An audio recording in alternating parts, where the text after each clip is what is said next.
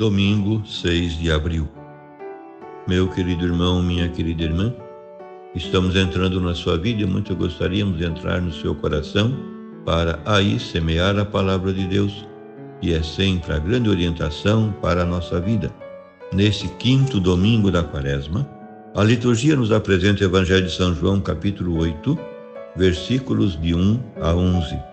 Naquele tempo, Jesus foi para o Monte das Oliveiras. De madrugada voltou de novo ao templo. Todo o povo se reuniu em volta dele. Sentando-se, começou a ensiná-los.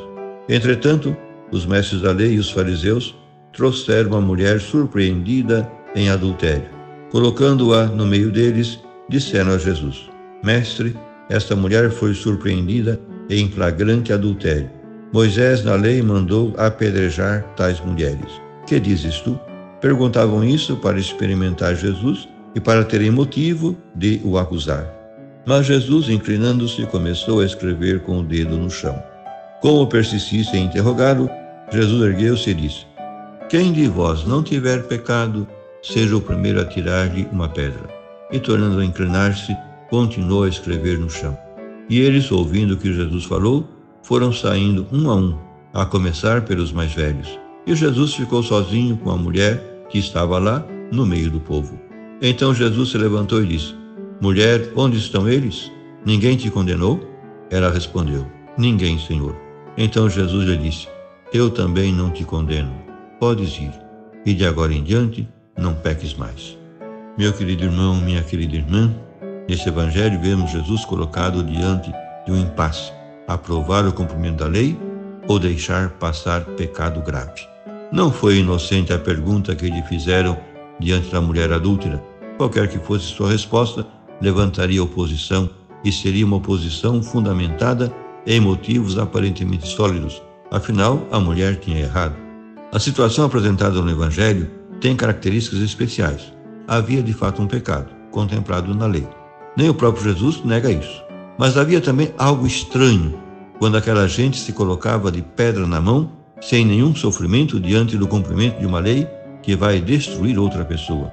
Muitas vezes nos surpreendemos partilhando desse lamentável gosto de atirar pedras no próximo. Às vezes, diante das consequências do erro de alguém, tudo que sabemos dizer é bem feito. Parece que a gente esquece que o objetivo maior é recuperar quem se desviou e não simplesmente fazer uma vingança punitiva.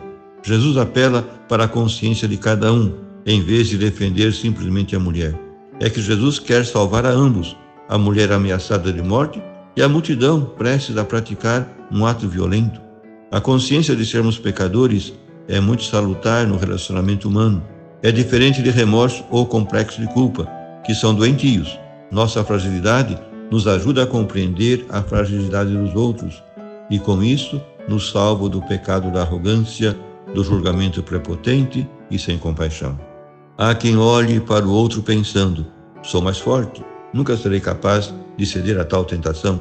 A pessoa que diz isso se conhece pouco. Talvez nunca cometa tal erro, mas estará sujeita a outros. Ninguém é vacinado totalmente contra as quedas. Compaixão e compreensão são artigos de que, mais cedo ou mais tarde, todos nós precisamos. Quem aguenta conviver com alguém que acha que está sempre certo e vive examinando a vida alheia com lente de aumento para não deixar escapar nenhum defeito? Jesus não diz que o adultério não tem importância, nem acha que tudo pode continuar como está. O que ele espera conseguir é a conversão. Por isso diz: vai e não peques mais. A mulher continuará tendo que lidar com as consequências do que fez. Há uma relação familiar que foi rompida, mas ela agora pode buscar um caminho melhor com esperança, porque o santo pregador da Galileia não a considerou um caso perdido, porque ele mostrou que ela merece consideração, porque ele ajudou a multidão a perceber que todos têm algo que precisa ser perdoado. Corrigir o erro é sempre necessário para o bem da própria pessoa e da comunidade, mas essa correção tem que dar espaço à recuperação.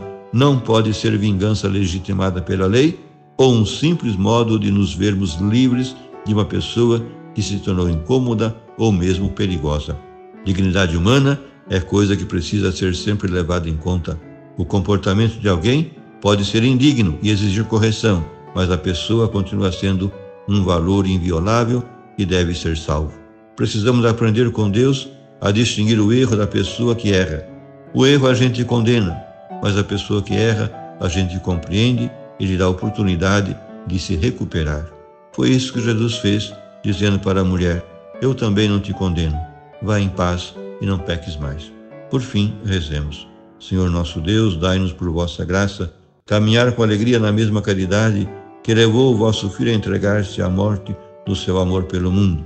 Por nosso Senhor Jesus Cristo, vosso Filho, que é Deus, e convosco vive e reina na unidade do Espírito Santo, por todos os séculos dos séculos. Amém. E a você, meu querido irmão, minha querida irmã, que me acompanhou neste encontro com a Palavra de Deus, desça sobre ti a bênção de Deus Todo-Poderoso, Pai e Filho e Espírito Santo. Amém.